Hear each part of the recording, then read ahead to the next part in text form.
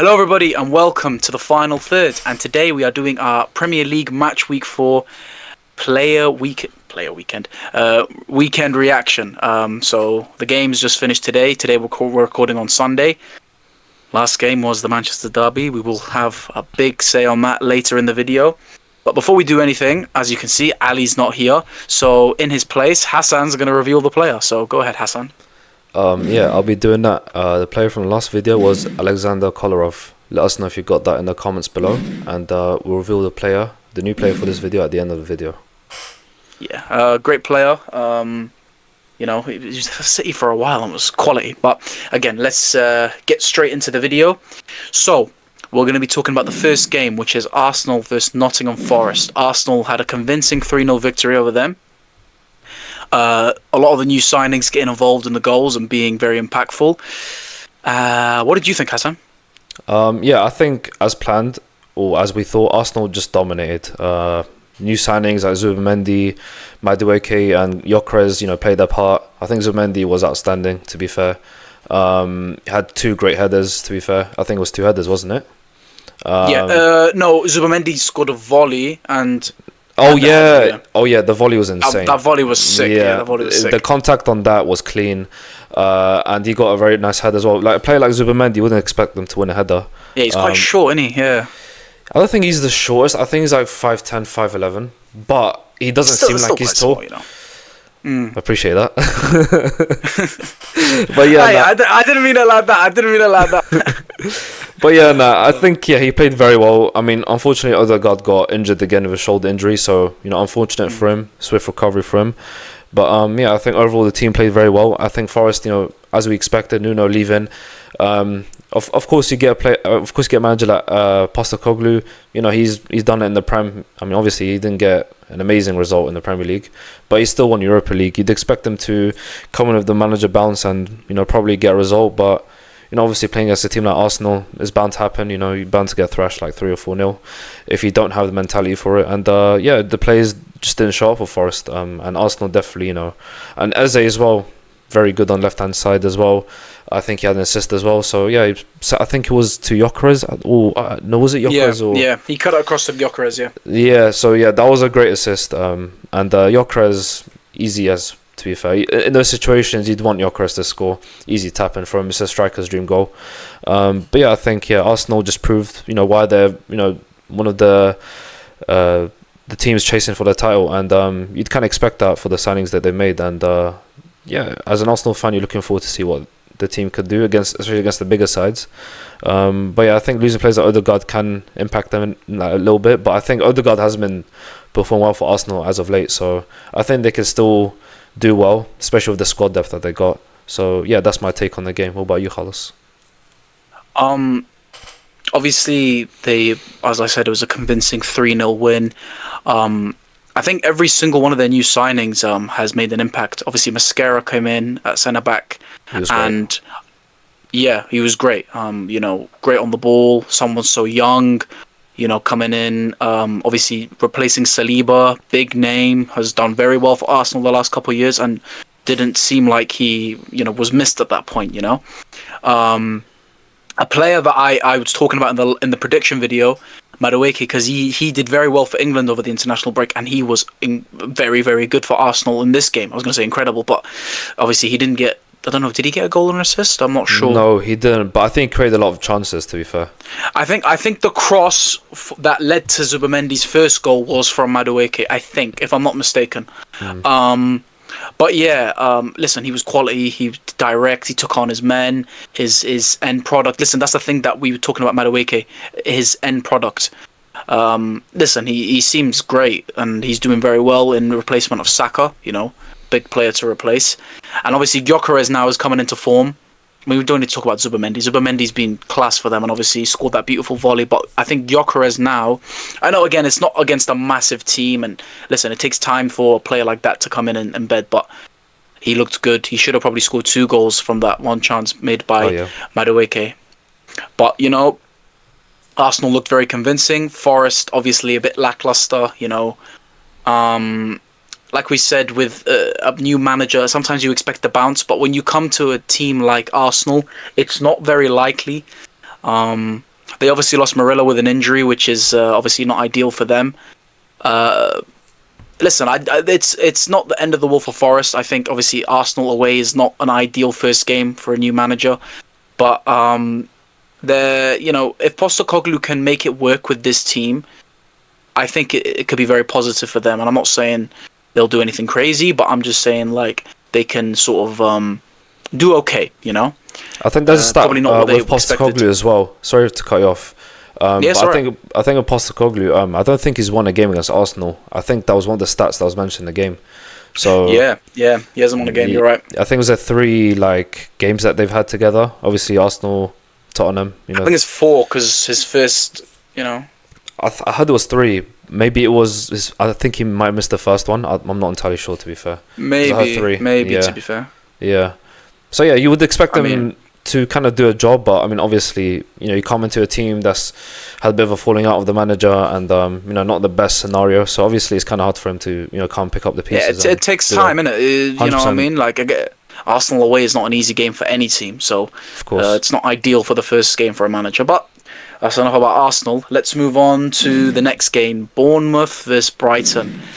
Now, we all predicted this game would be very close, and we thought it would be one of the games of the weekend in terms of quality, in terms of excitement, and it delivered in terms of, close game, a few goals, and my result prediction was correct. Obviously, the scoreline was wrong, but Bournemouth edged the win.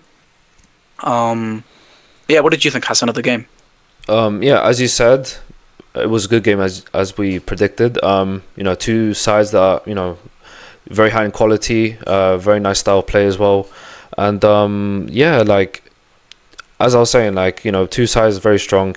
I gave the win to Bournemouth. To Brighton. Brighton is a quality side.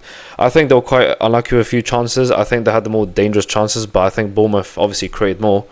I think they had 13 shots, 5 on target. So yeah, a team that obviously was trying to look for the second goal.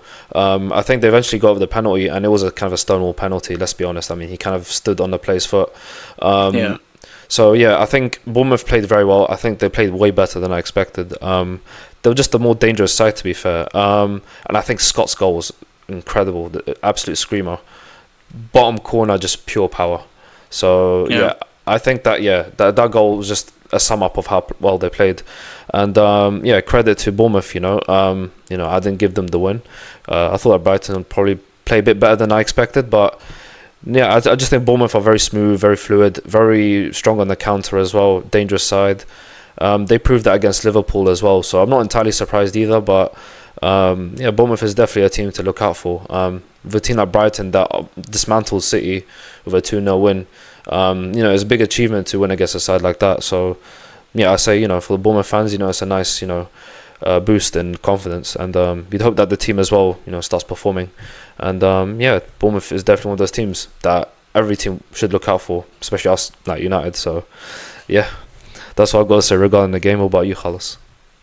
I think these two teams couldn't challenge for Europe. I think they're both good teams. Listen, Brighton probably didn't perform on the day. Like I said, I think the home advantage really does count for something. Like, you look at what Brighton did against Man City. They won at home.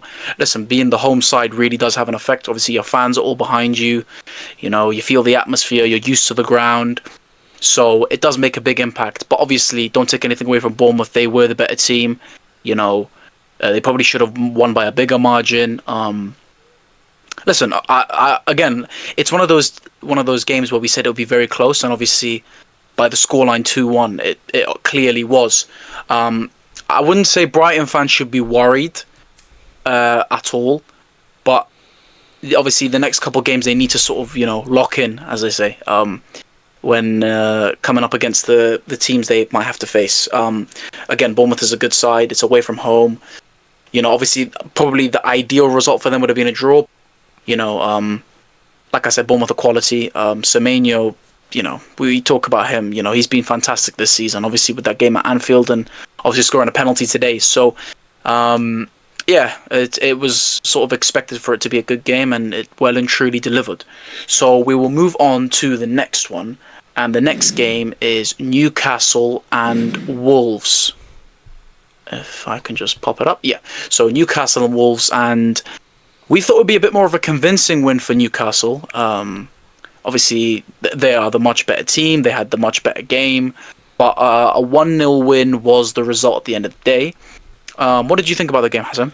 Yeah, I agree as well. I think 1-0 isn't a reflection of the actual of how well Newcastle played. I think Newcastle played very decently. You know, I mean, Wolves are a team on the scrutiny. You know, not playing the best football right now.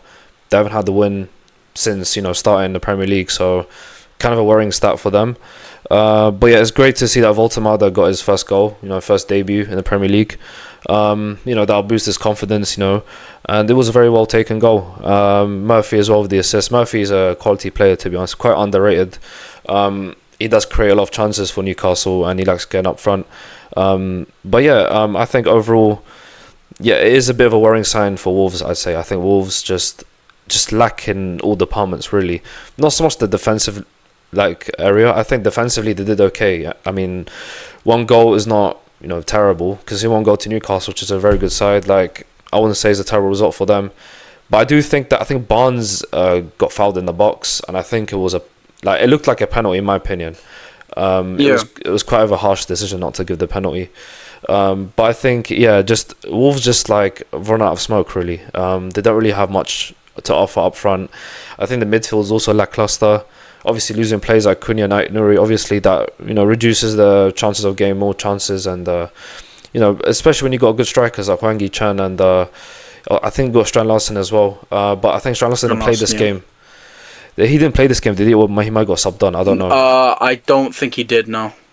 Yes. So the problem is, it's just they don't have enough to offer up front, and they need to solve the issue real fast. Otherwise, they could be one of the teams that get relegated. And with the with how they've been performing recently, I'm not surprised at all if they do get relegated. But yeah, good win for Newcastle, to be fair. But I do expect it to be a bit of a high score, but I think they were robbed off a penalty. But yeah, that was my opinion of the game. What about you, Carlos? I mean, for me, I've seen that Volta. This is the type of goal you expected him to score. It's a header. I mean, to be fair, it wasn't really a massive jumper. He doesn't really need to jump high, does he? He's massive. He's huge. Honestly, he was also very good in the game itself, right? Obviously, height is obviously a big aspect of his game, but before he joined, we sort of talked about how he is not just that. He is sort of a player that's good on the ball, is able to hold it up well, and get others involved in the game, which he did very well in this game. Obviously, it was only a 1-0 win. Should have been a lot more, probably.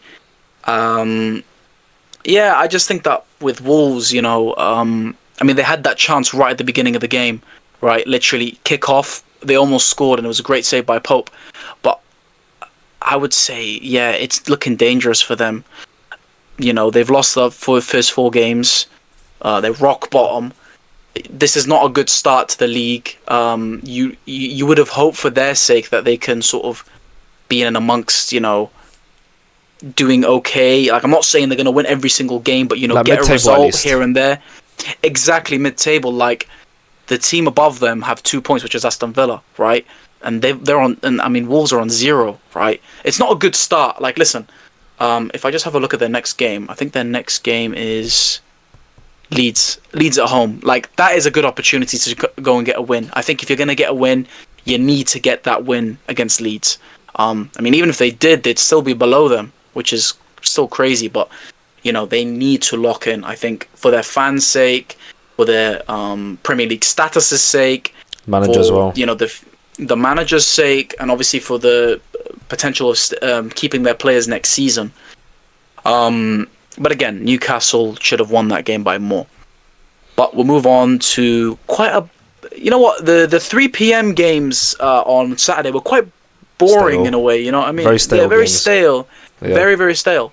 We'll start off with one of the 0-0 draws in Everton, Aston Villa. Now, we expected Everton to win.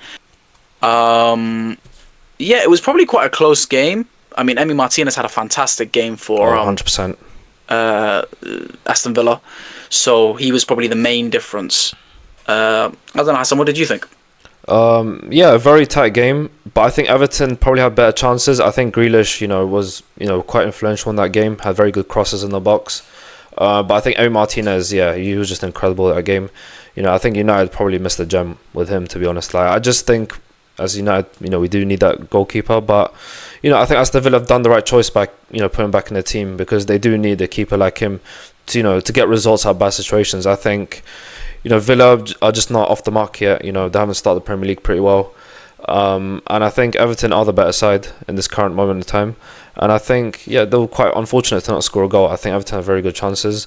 But yeah, I just think Aston Villa, in that situation, is where you need a goalkeeper like Emi Martinez to keep in the game. And he did exactly that. 2 very big stops at the end of the game as well. So in those crucial times, that's why you need your goalkeeper to step up and, like, have a good example on the team. And I don't know if is he the captain at the club? I think he is. I might be. Or one of the club. I think it's McGinn. Obviously, when McGinn is playing, obviously he's the captain. But I think when he's off, I think Emi Martinez takes the band. Doesn't say actually. Yeah, but he probably is one of the. He's one of the leaders, isn't he? Yeah, exactly. He's one of the leaders in the dressing room. He sets a good example for the team, and yeah, like having performances like that as a goalkeeper proves just that. It sets a good example for everyone else in the team. But I think it's not the time to get worried as an Aston Villa fan. But I just think attacking wise, they don't look like the same team as last season. I think Rashford for them actually did pretty well and added a lot to the team. I think maybe for Barcelona he doesn't suit their style of play, and he probably should have stayed in Villa.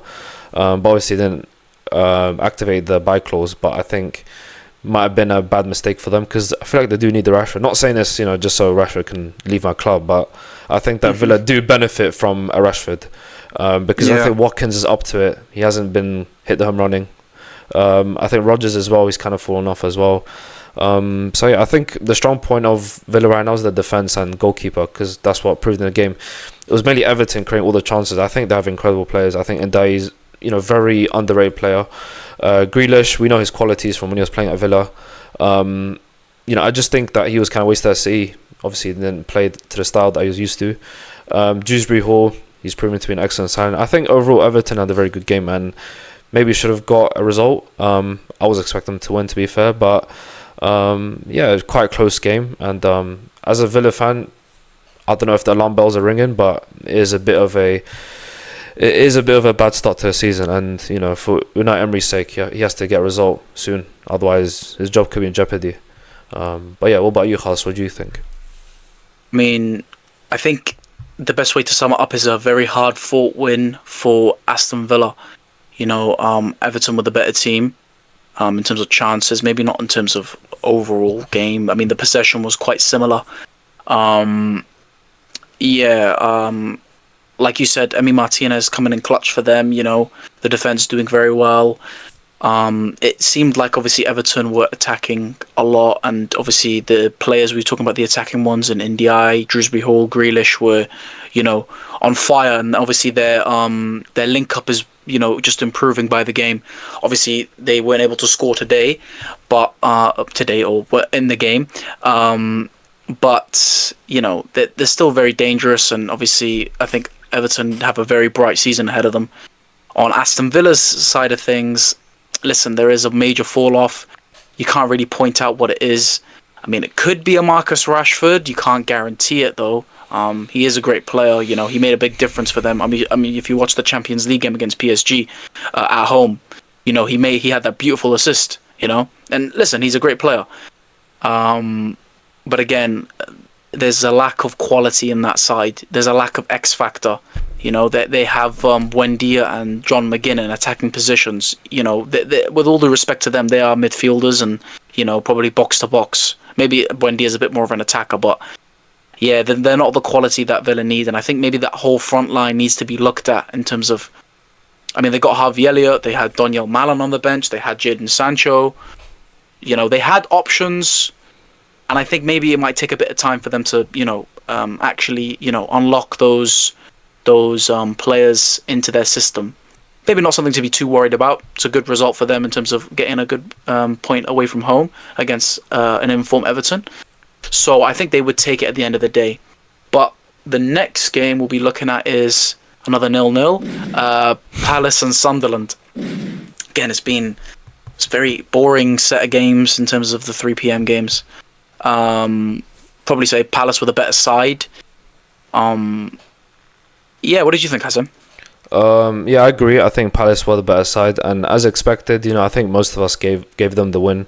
And I just think they were quite unfortunate, to be honest. I think they've had very good chance. I think Kamada played a very good game. I think just quite unfortunate not to get a few shots in and score. And he created a lot of chances, to be fair. But I think overall Crystal Palace did have a good game. I just think they were quite unfortunate. I think they had many shots on goal, but obviously it didn't go in. I think the Sunderland goalkeeper was on fire. That game he was insane. Get that guy tested. But I think overall they were very good. I just think Sunderland kind of fell off. I think the star player for them was Xhaka. I think he was showing his leadership and whatever, but I just don't think they had enough oomph to win the game. Crystal Palace, as we know, are a good side. They've won 2 trophies last season. You'd expect them to win against a side like Sunderland, but fair play to Sunderland. It was a well-fought draw for them. And I think the goalkeeper is probably the main reason for that. I think he kept them in the game with many good saves. And yeah, some of the saves were incredible, to be fair. I just couldn't believe it. But yeah, I just think, Crystal Palace, it's not really a result for them to get guarded at. I think a 0-0 is a harsh, result for them. I think that they probably deserve the goal. But I just think they didn't do enough to, obviously get the goal. And just a goalkeeper on top of his game as well. And that's pretty much what I can say, really. But yeah, I think that Crystal Palace I think Pino looked quite dangerous as well. He had a good few chances, proving to be a good young talent. But obviously he's just a new signing. He needs more time. He needs more time to adjust to the team and how they play. And I think, he will adjust soon, because I think Spanish football is very different to English football. English football is very physical, where Spanish football is a bit slower, a bit more technical passes and whatever. So I think, he just needs a bit more time to gel in with the team. And that's what I thought. What about you, Carlos? Yeah, I did say about Pino, he could be a very good signing for Crystal Palace. Obviously it proved that he, was very dangerous, had a couple shots. Like you said, the goalkeeper had a worldie and saved some shots. It probably one of his best games. I mean, it probably his best game so far. I mean, I think he came from a lower side Dutch team. That's probably about right, because I know he's a Dutch player. He's a good young goalkeeper, and he's doing very, very good for Sunderland in the league. He's another goalkeeper keeping a clean sheet and earning a draw for his team. Like we said, Crystal Palace were definitely the better team. They probably should have scored a lot of chances, but like we said, the masterclass of a goalkeeper sort of keeping it 0-0. And obviously Sunderland, maybe they weren't as dangerous as they were in the last couple games, but what you can say about them is that they are definitely not going to go away. They seem like a side that, have quality players, and like we said, once they gel more and more together, you could see them probably staying in the league. And I'm not saying they'd finish top half, but they're going to probably challenge to try and finish top half. So it's very bright sign for Sunderland, and it's nothing too crazy to be worried about for Crystal Palace. But we'll move on to the next game, and it is Fulham Leeds, with one of the most bizarre own goals you will ever see. Obviously, he never meant it, but I saw someone say that Robin van Persie reincarnated. It's not ideal for Leeds. Obviously, you'll have to see it, because we're United fans, so go on, Fulham, love it. But what did you think about the game, Hassan? Yeah, I think it was kind of a dreary game. I didn't really enjoy watching it. It didn't really instill much excitement in me, to be fair. I think there was a few chances, but the whole game was just one team attacking, one team just staying back. It was mainly Leeds, obviously, being the weaker side, staying back. And I think Fulham had a very good defence, I think, to stop any potential goals from Leeds. But I don't think Leeds offer much in attack. I don't think they have the quality. As we said, I think they are lacking the quality in order to, do well in the Premier League. I don't think they made enough signings to, compete against the big sides. I think Leno had a good game as well. There's another good goalkeeper performance in the league, and it's just I didn't really see too much from the game. Obviously, the own goal is kind of sad for Leeds, because they did keep a 0-0 for a long time until he scored 4 minutes in extra time. which is quite demoralising for the team. I'm sure they'll probably guard after in the dressing room, but it's football. It happens, But it's just in fashion the way he scored it was quite bizarre, to be fair. Like, Yeah. it was a corner and it came a long way away, and he headed it and it just went into his own net. Like, it was crazy. Even the header was in the air for a long time, and it was like quite in the corner as well. So the goalkeeper had no time to react. He didn't expect it. So yeah, it was quite an unfortunate event for Leeds, but as United fans, we do kind of like to see that. But I mean that's how low we've become as United. We're kind of enjoying other people's losses, But it is what it is, Hopefully we'll be back soon. But yeah, I just think what it is, man. Yeah. But yeah, I just think it is unfortunate for Leeds to come away with a loss. But yeah, just Fulham need to play better against a side like Leeds. I expected more from them. I think I give them a high score. I don't entirely remember what I gave them. It was probably like a 2-1 or 3-1. But yeah, I think Fulham, it was a good win. A win's a win at the end of the day. 3 points in the bag. But I think they do need to play better, especially against a side like Leeds. Obviously Fulham's been in the Premier League for a while now, so they've got that Premier League experience. And I think that against a team like Leeds, who's kind of lacking the Premier League experience, they've been in Premier League for a decent amount of time as well. But I think as of recent, they haven't been consistently in the Premier League. They've just been, promoted and demoted again. So yeah, that's what I thought about the game. What about you, Carlos? It's a very good win for Fulham. People might say it's not really deserved.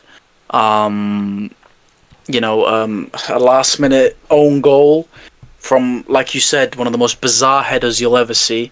I remember there was that one own goal from James Milner where literally tried to clear and it just hit him in the face. Sometimes that happens. But this one was really strange because it was just like, it almost seemed like he didn't mean it at all, because it sort of just hit his head and it just went into the corner. It was incredible, to be honest, to see an own goal like that. It must have been heartbreaking for him and for the team. But obviously, Fulham will definitely take it. It was a close game. Listen, like you said, it probably wasn't a very interesting game at all. It was probably if a game was going to finish 0-0, it was going to be that. But obviously, because of the own goal, it went in Fulham's favour. So yeah, not really much to say about this game, if I'm honest with you. So I think we should just move on to the next game. Now, this is a game that we wish Ali was here for, just to see his reaction.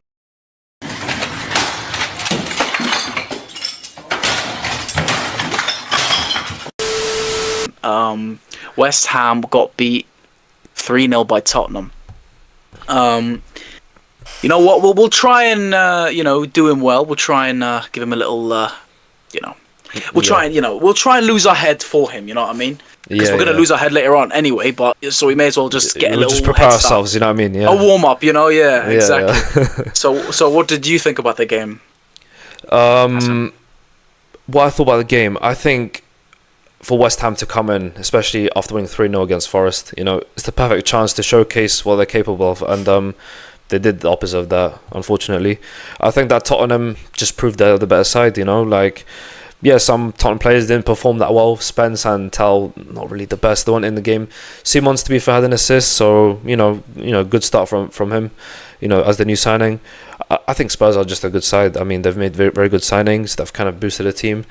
I don't think West Ham have made the right signings or enough signings in general. You look at the midfield of Ward-Prowse and Souček, just barely any legs in midfield, And, this is the same problem in United as well. You need legs in midfield in order to run back and, attack as well. Bring the ball back from defence, pass it to the attackers, start an attack.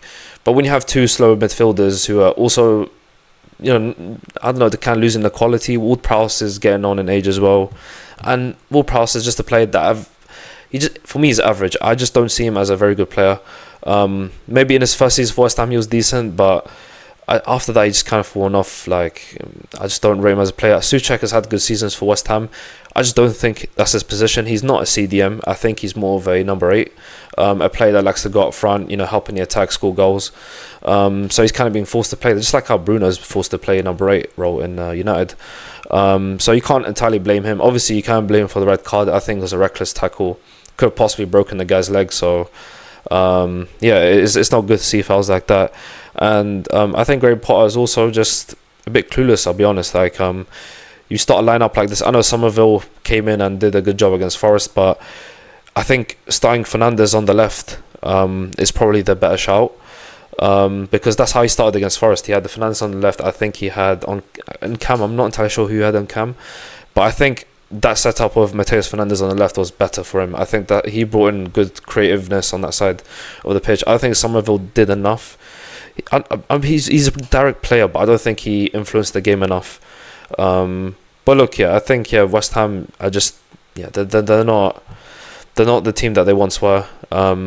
And I think Hermansen probably kept them in the game, or like not kept them in the game, sorry, but just like lessened the embarrassment. Really, I think towards the end, I think it was going to be 4-0. I think he had an incredible save against. I don't know who shot the ball. I'm not. I don't entirely remember who it was. It was a double save, wasn't it? It was a double save. Yeah. I don't know who was against. I don't know who shot the ball, but yeah, neither. To be honest. But I just remember it was a incredible double save from him, and I think Bergvall, you have to give him credit. Young player, goal and assist. Yeah. I think you were telling me as well that he was going to join United, but obviously there was like visa complications or whatever. But he looks like a good player. There's a good thing he joined Tottenham, otherwise he would, not done well at United. So exactly. Yeah, and I think Van der Ven, what a player, great goal as a centre back, pretty impressive. As a centre back, he's also got the pace. He's very strong as well. Just an ideal defender to have in your team. Salah as well, very good goal from him. Yeah, Tottenham look like a team. When they do play well, they look like they can hurt any team. But I think that against Bournemouth they're a bit toothless. Not strong enough in the attack. Obviously they didn't have a goal on target. Shot on target until 70 minutes. So I think this game they probably played a little bit better. And I think it was more of a second half performance from them. I think first half didn't do the best.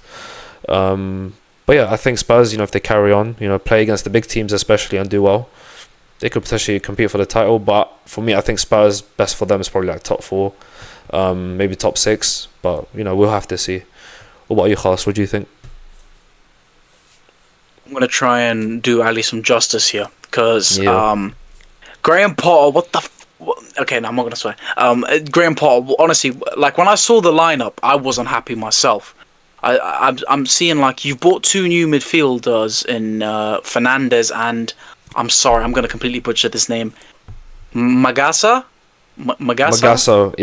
probably. Yeah. Magasa. So you're buying 2, defensive midfielders or box to box, and that have quality, good on the ball, have legs. Other than and you play Souček and Ward-Prowse in the pivot. This was the reason why you weren't doing well before. I don't know why you're going back to that. You know what I mean? Obviously, Souček getting the red card. That doesn't, that was stupid from him, right? Again, like you said, he's not a defensive midfielder. And I wouldn't even say Ward-Prowse is, I think Ward-Prowse is probably more of a box-to-box. He's good with passing and all of that. But listen, you need a defensive midfielder in that team. And obviously Magasa, he came in and did a very good job, obviously they were losing, so it's not much he can do. And Mateus Fernandes is a good player, good young player. I think those 2 can be the future of West Ham's midfield, but he needs to play them.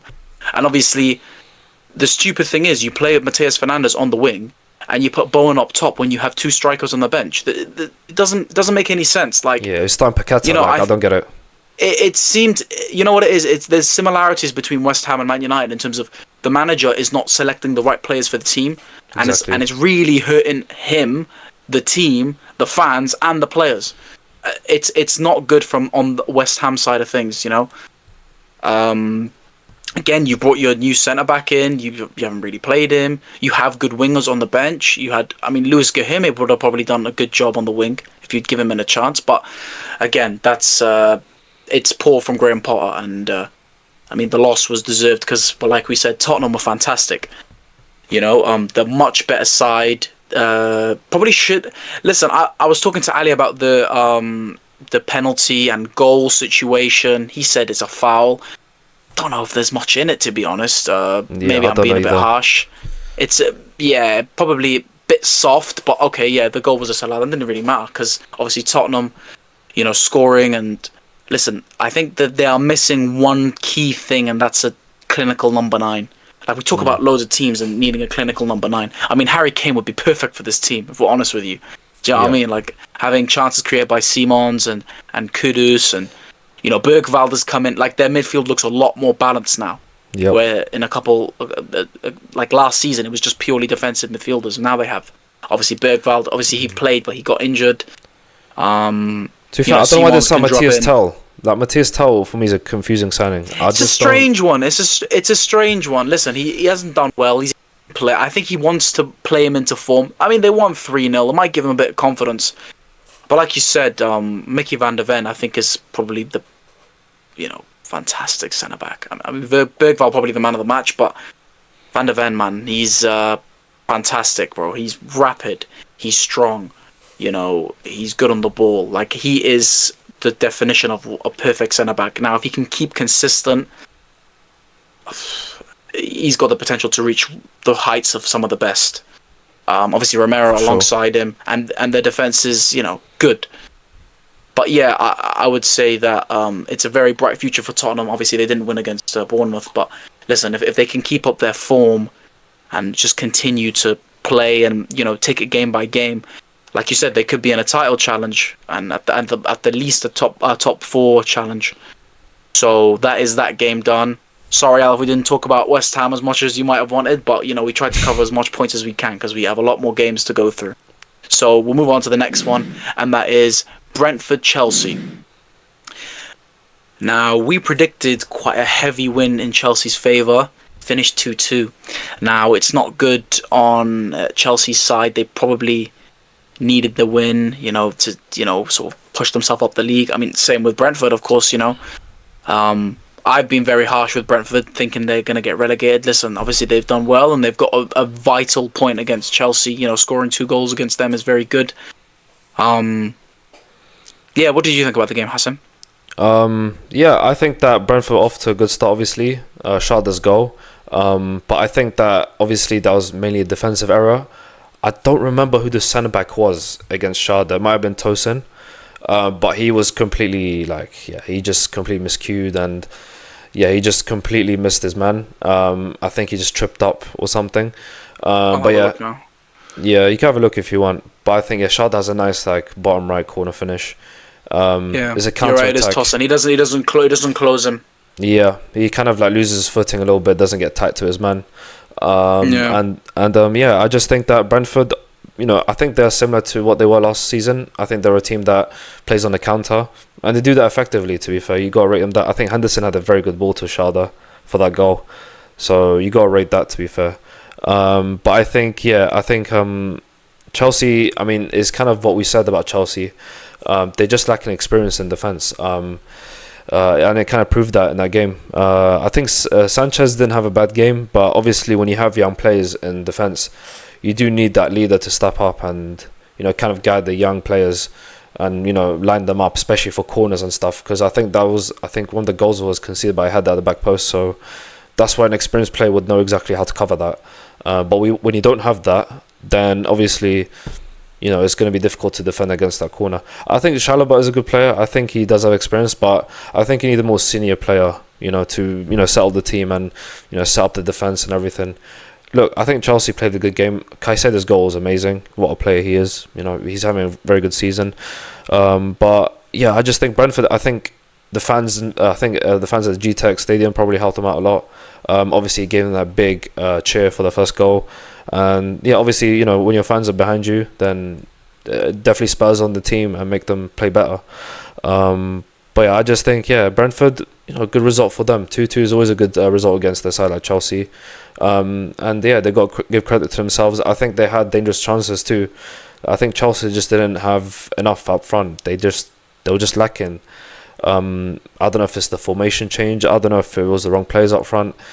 Garnacho came on and tried to influence the game, be more direct or whatever. I think he was crucial for one of the goals. I think he pulled it back, and I think he didn't get the assist obviously, but he was a major reason as to why they scored. If he can continue doing that for them, then yeah, fair play. But yeah, I just think Chelsea just showing why the defense does need to get improved on, and that will be one of the main weaknesses I think this season. But yeah, what about you, Khas? What do you think? I thought that, yeah, it's not obviously the result we all expected. Chelsea were the better team by far.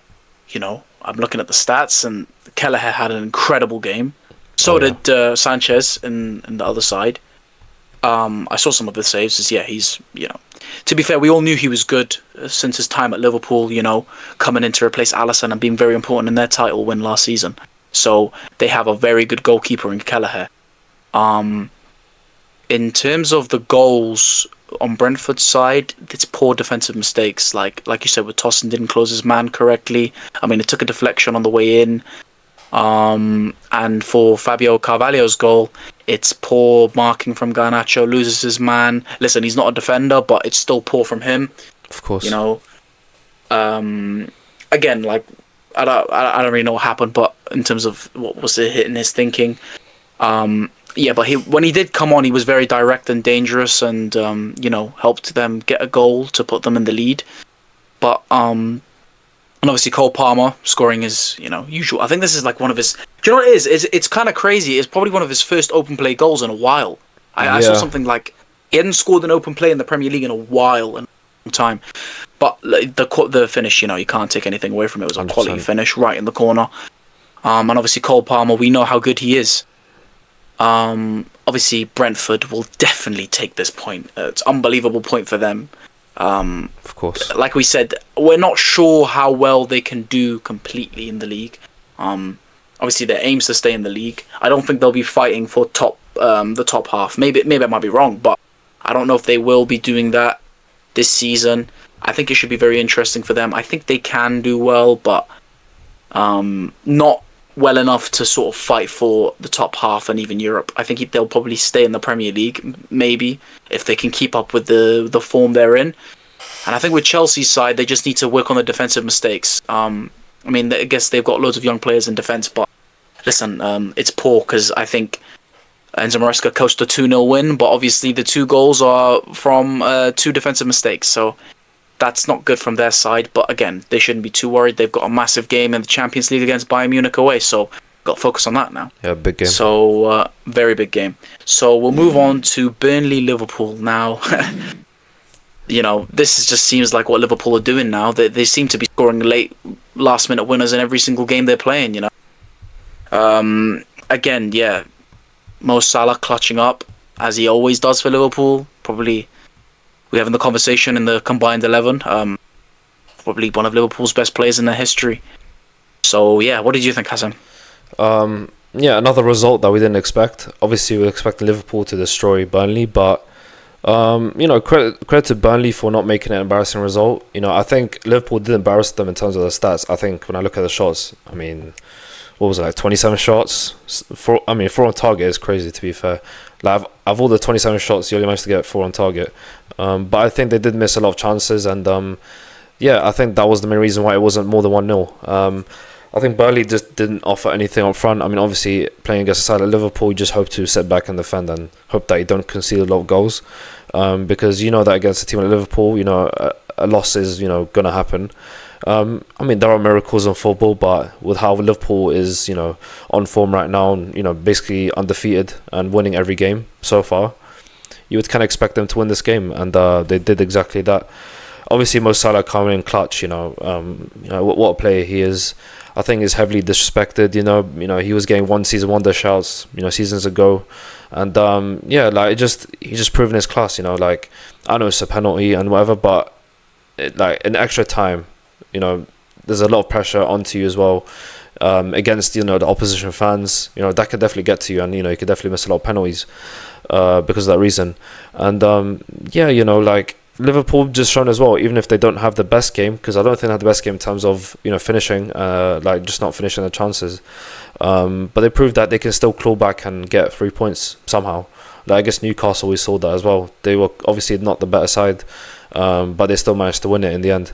And I think that's the most important thing. End of the day, obviously performances matter a lot, but I think what matters the most obviously is the 3 points, and if you get the win. And just got to credit them. Look, I don't think they had the best game. I think for Liverpool, you do kind of hope to have better, more consistent games, because in the Premier League, you can't get away with these wins all the time. But yeah, it's just, also like some of the few signings, XTK, he offered a little bit in attack, but I didn't see much from him. Verts as well, he hasn't really hit the home running. I just haven't seen much of him. For a player who broke the the British transfer record, the first time until Isak came in and did it again. Verts just hasn't been doing well. For a player that's 100+ million, you'd expect more from him. And I know he's a quality player. I know he scored a goal for Germany the other day. But you'd expect more from a player who's worth that much. And I know he's got the quality and that, but he does need to start showing that quality. You might have a good name and whatever. People might know you as a good player, but until you start backing it with stats and goals and assists, then that's when people start truly respecting you. So I feel like he does need that, as soon as possible. And I think Konate had a decent game, from what I can tell from the stats. I think he did his defensive jobs very well, but against a side like Burnley, you'd kind of expect that. But look, I think Liverpool just have to be more consistent in terms of the performances. I think the results obviously the most important thing, but I think for a side like Liverpool, who's obviously charging for the title, they have to ensure that they're putting out 10 out of 10 performances nearly every week. So that's what I thought of the game. What about you, Carlos? I watched the first half of the game, and listen, Liverpool were dominant, and they were the team, obviously, as we expected, the ones creating the chances, the ones knocking on the door. The possession stat is crazy, 81-19, Yep. which is, mental. Yeah, you kind of feel bad for Burnley because they really worked hard to try and get a result, and they were so close to getting that draw against Liverpool. This could have changed their season around. It's really, harsh on them, obviously. But again, Liverpool played to get a win. Obviously, they probably should have definitely scored more than that one goal. Was it not Hannibal Medjugorje as well, today, who gave away the penalty as well? It was Hannibal Medjugorje. Hannibal Medjugorje as well. Yeah, might have been, yeah. Yeah, it was him, yeah. It's not ideal. It's not ideal. Yeah, that's it, man. Absolute poetry. Yeah, it's not going well for United this week, innit? But yeah, carry on. Sorry to cut you. I think, it's all right. Don't worry about it. Liverpool, again, they are dominant, and they've shown it in terms of the statistics, and in terms of the game, they kept on forcing it, and obviously Burnley were incredible defensively, kept on working hard. The goalkeeper made a couple of good saves. So, yeah. Listen, like we said, it's very hard on Burnley, but obviously Liverpool are a champion side, a team that want to push for the league again, and be the team with the most league titles in England. So they are really going to try and win every single game, and they have done so far. So that is what we think about the Burnley-Liverpool game. Now, I'm not looking forward to this. We move on to what we thought would be the game of the weekend. Maybe people still think it is, but the Manchester derby. Manchester City beat Manchester United 3-0. Now, I'm going to let Hassan get onto his point, and then I'll say my part. Yeah, look, where do I begin, honestly? There's a lot to unpack here from this game. If you guys were able to hear the conversations I had with Carlos on Snap, it would not be on YouTube. That's what I'm gonna say. I was very, very, very unhappy with how we played. Look, I think the scoreline does not reflect how well I think we did play for the first half. I think the first 20 minutes were the dominant side, but it's been like that since the start of the season. Not just this season, but it's been like that for 2 or 3 seasons now, where we play well in the first half and we just completely lose it in the second half. Look, I think it's a disgrace how the players played. I think that Luke Shaw, honestly, just get out of my club. Don't even come into character the next day. Just sit at home, terminate his contract or something. Just get him out of my club. I don't know how this guy's managed to stay in my club for this long, stealing our wages from the club, and just and the most embarrassing part of all of this as well is the fact that he's made an interview with Sky a day before the derby match. Saying that, we feel happier about the dressing room and everything. We feel like we're a team that could actually start challenging for big things and whatever. And I feel like as the more senior players in United, you have to set a good example with your performances on the pitch. That as the famous saying goes, actions speak louder than words. Like you can't say, oh yeah, we're feeling like happy now, we're all smiling and Carrington, whatever, this and that, whatever fairy tales he wants to tell you. Like it doesn't matter, Like at the end of the day, what matters the most is how you perform on the pitch, and it was absolutely disgusting, especially when a player like Shaw, who's come out here tried to set an example for other United players, especially young players like Yoro, who obviously come into the club expecting big results, a lot of good football and stuff. It's terrible, honestly. Like Shaw just honestly really pissed me off that game. Look, I think there were a few good players in the team. I think Ogate was decent. Look, I think he's been getting a little stick recently, but I think he did pretty well. He did his job, getting the ball and his defensive duties as well. He did decently. Dorgu for me was my best place as well. I just think his biggest problem right now is just his end product. He can't cross, or he makes the wrong ball. Like the final ball for him is not ideal. Like he seems a bit rusty, not confident enough. Maybe that wasn't his game when he was playing at Lecce, but as a United player, you kind of have to work on your weaknesses and be a good round-all player.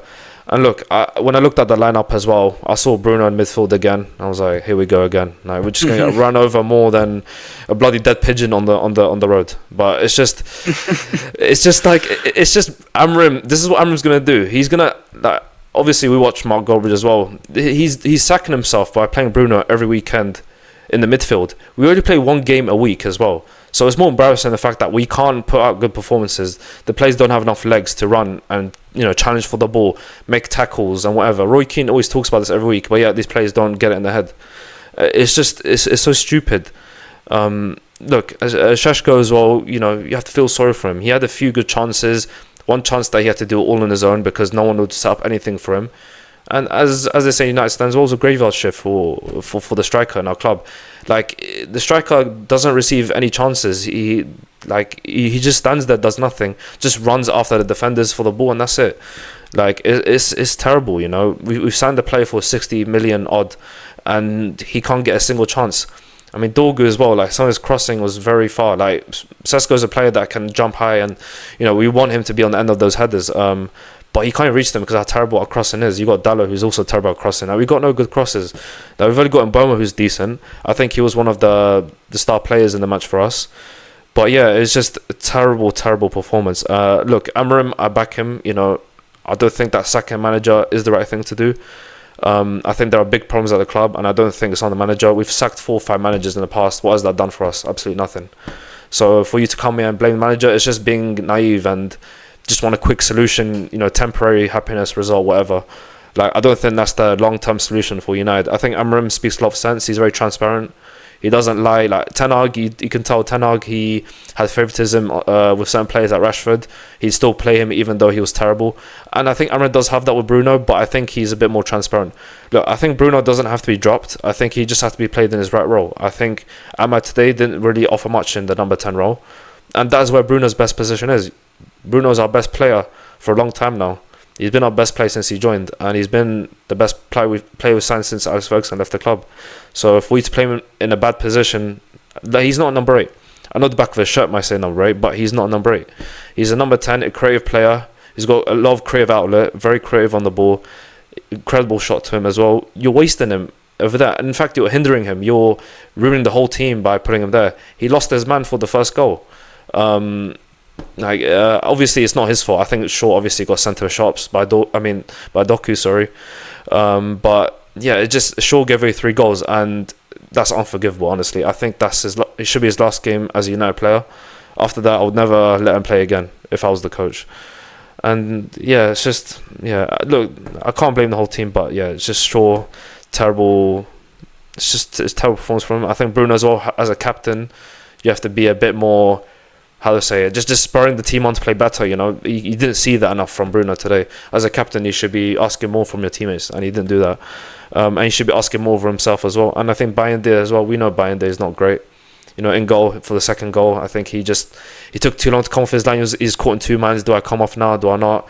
And he did it too late, and Haaland just dinked it over him. So yeah, as a player like Haaland, what a player. You can't give him a half chance like that, because he can do anything with that half chance. And and Shaw was just pissing about with the ball, completely, left Maguire for dead, and Haaland up front, on his own, in his own half, and I think that's unforgivable. The defensive line is a joke, and we've basically gifted City 3 goals. I don't think City played well. I think City are not the side that we expected them to be, like, from last season or whatever. I think City have actually had a big downgrade, especially with all the injuries that they've had recently. Like, I don't think City is that team that they once were.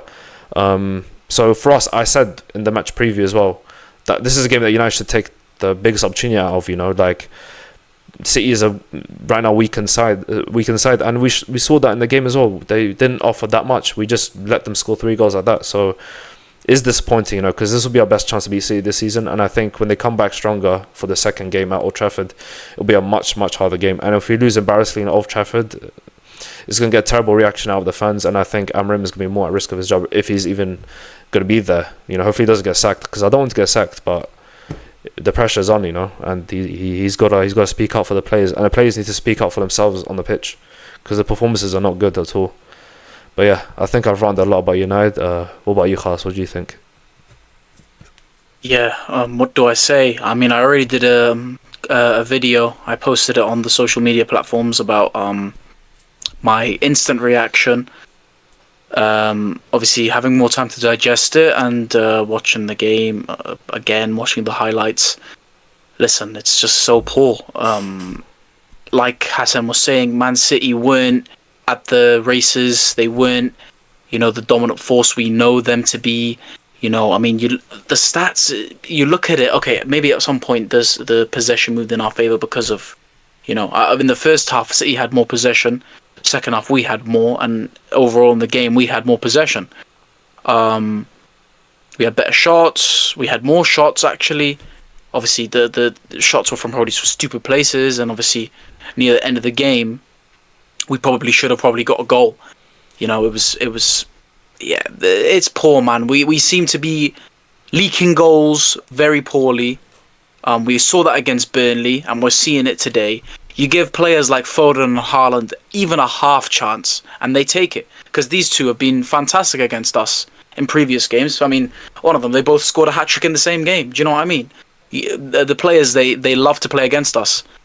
So, you know, giving these players chances, and listen, I don't want to talk about Luke Shaw. Like you said, get him at my club, man. He's, with all due respect, could be a very nice guy, but I'm not out here about having nice guys in my club, right? For the first goal, you're standing still, playing musical statues. I don't know what happened there, literally. Listen, Doku is a good player, right? He's got a low center of gravity and he can get past people easily. But he always does that one shimmy that, you know, puts people off. You should be expecting that. You're a professional footballer. You watch, you know what these players are, you know, trying to do. And yeah, he committed too much for that one. Do you know what I mean? He stood still. And then Ugarte had to come back, and he did a decent job in blocking the first cross. Second cross comes in. Bruno Fernandes lost his man, and Foden has a great header. Listen, you're not going to be able to blame Bayinda on that. Again, it's just not great on that goal. The second goal, you know, it was a throw, and then they start passing it around a bit, and it's a through ball, and Haaland's already in one. And that's Luke Shaw, because he's in between De Ligt and Luke Shaw. Luke Shaw's the man that is sort of stuck to him. So, and he was just too weak. Listen, we know how strong Haaland is. Like, we're not saying he should be, you know, Luke Shaw should be winning that battle convincingly, but put a foot across. Listen, I'm not saying give away a penalty, slow, honestly. But, you know, he was too slow. Slow. No exactly. Legs. He's lost so much pace. Yeah, it's crazy to think. And listen, I don't want to keep on going on about Luke Shaw, but again, the third goal, like, he gave the ball away. You know what I mean? And listen, with the system, you have to be smart with how you get the ball, recycle it, and just pass it around. You can't try stupid flicks in positions where City are waiting to counter-attack. They want to kill the game, right? I mean, it's stupid, because you're giving it to Ugarte, who's not in a good position, right? And obviously, I think Ugarte had a good game, and I mean, I've seen many people disagree, which is stupid in my mind. You can't, because he's had bad games before, he doesn't mean he did his job today. I think really good. I thought he was really solid. I'm not the biggest fan of Ugarte as well, but I could be honest and say he had a good game. Yeah, I think he had. Listen, a good game. I think like you said, he's not the level that Man United need. Probably a squad player, but he does the job. You know, he's doing the job. I think alongside another midfielder, like we talk about Kobbie Mainoo, man. Kobbie Mainoo came on and had a massive impact. 100%. This kid's sensational. You know, He had that one nutmeg against. I think Hassan said it was Rodri. I'm not sure if that. I think it was Rodri. Yeah. But yeah, listen, he's incredible, and like we said about Bruno Fernandes playing in the deeper role. Like I said in the previous video, he's one of the best attacking midfielders in the world. Why are you keeping him deeper? You can't get the best out of Bruno Fernandes when you're playing him so deep. It's so because stupid. listen, it's affecting players like Højlund, Ahmad, and Mbeumo. Like you look at it, let's be honest, Ahmad didn't do much in the game when he was playing in attacking midfield. He did the best part of his game today was when he moved into the back position, which I think is his best position because he's linking up well with Mbeumo on that right hand side, and those two have become a dangerous partnership. And I thought we'd capitalize and use that. Listen, it didn't happen. You played Mazraoui, and listen, he looks rusty. I think it was Nico Gonzalez as well, who got nutmegged by Kobe Manu. I was thinking it would be him. To be fair, And Mbeumo, like, listen, he was probably our best player. He most dangerous player. Had that shot, unbelievable save by Donnarumma. Yeah. My jaw dropped. I had my hands on my head, thinking, it's a chance to get back in the game. But yeah, obviously, it just wasn't meant to be in that sense. Sesko, we bought in a striker for a reason. Højlund had the same problems. Listen, Højlund made. Listen, you can see there's a class in terms of Sesko. He's good on the ball. He came in and sort of held it up quite well. But man, you're really not playing to his strengths. He's quick. He's strong. He's very similar to Haaland in that sense. But you're not giving him any chances. And Højlund scored as well. The other day as well. Yeah, do you know what I mean? It's like rubbing salt into the wounds, right? Yeah. Like, you're not giving Sesko chances. Højlund gets a decent chance and he scores against De Gea as well. Do you know what I mean? It just seems like it was a good goal from him, to be honest. He very powerful run, held off the defender, and good finish. Off the post, yeah. Yeah. Listen, people might say Højlund wasn't the problem now because he's playing for Napoli, but I still think we needed a player that can come in and sort of take that mantle and do better. And obviously Sesko's just not getting the chances, and I really feel bad for the guy. On the City side of things, they really weren't as impressed as I thought they would be. Obviously, they got the win, and fair enough to them. Defensively, they were solid. I'll be honest. Defensively, they were incredible. I thought each and every single one of their players. To be fair, O'Reilly did a decent job against Mbeumo. I think Mbeumo had got the better of him a lot of the time, but for a young player, did quite well. Kusanov was solid. He made some very good slide tackles. And Ruben Diaz and Gvardiol was solid in defence. The Rolls-Royce centre-backs. They weren't going to sort of be beaten. Of course. I think Rodri was a bit poor. Silva was a bit poor. Rodri gave the ball away quite a lot. Yeah, he did, yeah. Again, he's coming back from an ACL injury. You kind of expect it. And, the other players in the team did well too. But it's a very disappointing result for Man United. And we need to see what happens. Because, like Hassan said, I'm not Ruben Amorim out either. But, the way it's going, if we keep on losing games, for his sake, in terms of the performance, for his sake, exactly, play the correct team. You know what I mean? Ten Hag had the same issue, and he got himself sacked. You're sacking yourself at this point.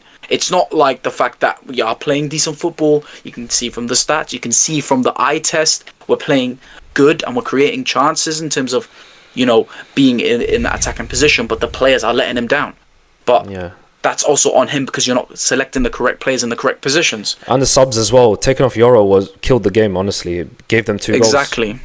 You're taking off Euro, you put Maguire would have been fantastic.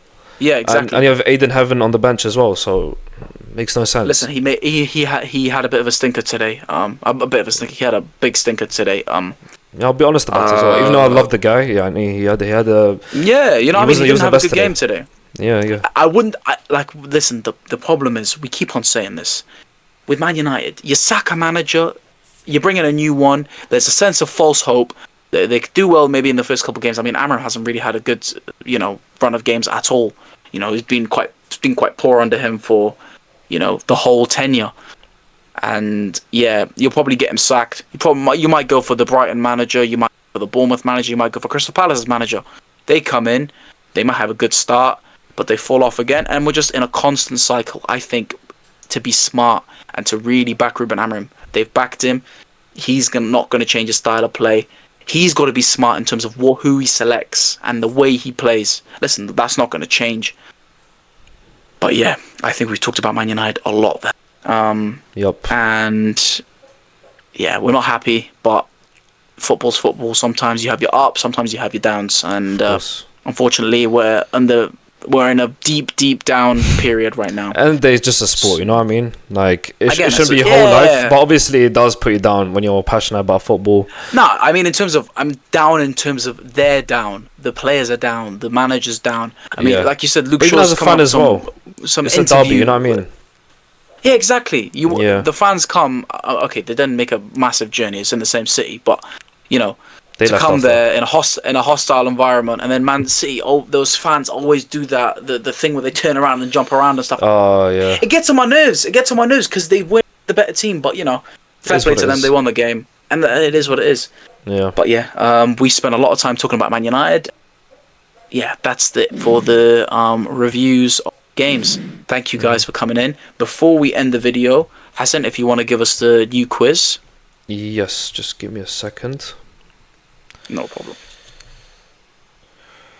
Okay, so as we do in every video, we'll do the five facts, and hopefully you'll be able to guess this player. It is quite of a rogue choice from us, to be fair, so hopefully you can get it. Maybe some of you fans can get it.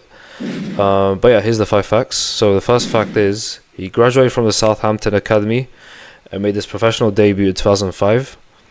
Second fact is he became a club legend at Swansea City, playing over 300 games between 2009 and 2020. Third fact is he scored twice in the 2013 League Cup final, helping his team lift their first ever major trophy. The fourth fact is he was part of Leicester City's 2015-16 Premier League title winning squad, scoring a memorable header against Aston Villa. And the fifth and final fact is that he was known for his explosive pace, quick feet and low centre of gravity, which made him a constant threat on one-on-one situations. Let us know let us know the play in the comments below, and we'll reveal it in the next video. Yeah, thanks for that, Hassan. I mean, obviously we know who the player is, and hopefully you guys can guess it. And yeah, I think it's just time to end the video. And I think we forgot to talk about the leaderboard. I think if Al gets the chance, or you know, whenever we get the chance, we'll put in the leaderboard, you know, now to show you guys what the scores are looking like now. I believe we're all on very similar points in terms of this week. In terms of our results, I think we got very similar points. But yeah, thank you guys for coming in. We really appreciate you guys giving us some time. Listen, if you have any suggestions, please leave it in the comments below. We really appreciate it. And yeah, please leave a like, subscribe, turn on your notifications so you're notified when we upload videos, and please take care. Thank you very much, guys. See ya.